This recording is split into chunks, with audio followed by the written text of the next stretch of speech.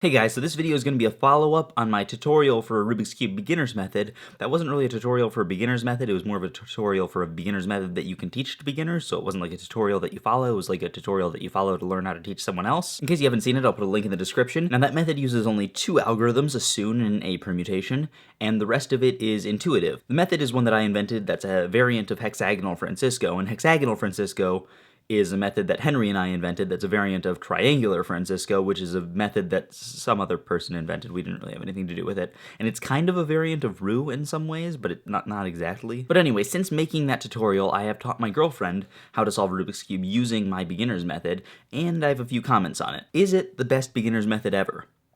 Yes and no. I say no because it took me a longer time to teach her the actual method than it did when I've taught other people in the past other kinds of methods, and that's not her fault, it's just the method. It's a mostly intuitive method, so it's a little bit tougher for beginners to wrap their heads around.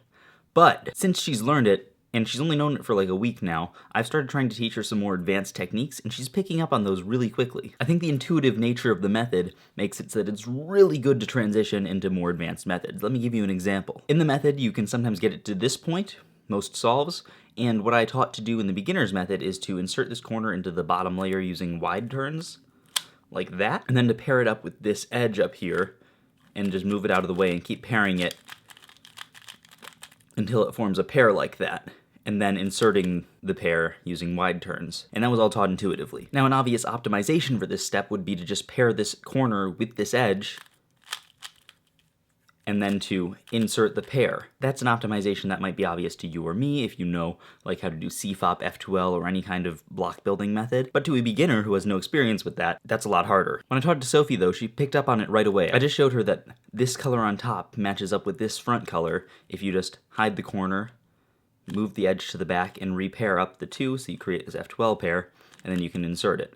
And she picked up on that right away. It was easy. Now I know just from personal experience that myself, when I was a beginner, it took me a really long time to understand the concepts for intuitive F12 pairing. That's a limited case. There's only 3 ways for that corner to be flipped, but I think just understanding that at all is a really big step up from a typical beginner's method. I've also been able to teach her how to do a more advanced version of getting a 3/4 cross at the beginning of the solve, and in general, just teaching it intuitively with the concept of like breaking up a block, doing some moves, and then restoring the block. I think that really helps for a beginner to understand that really basic like concept in speed cubing. If they just know that, they can learn so much more easily. So, conclusions from all of this. If you want to teach someone a beginner's method and you want to work with them and they want to get more into speed cubing in the future, teach them my method. It'll take you a little bit longer because the concepts are more complex, but it's not too hard in the end, and they'll be really prepared to learn more advanced techniques in the future. If someone just wants to know how to solve it, refer them to some other tutorial where you're just like, yeah, go watch this thing, memorize that stuff, and then you'll be good. But yeah, anyway, this has just been a little update,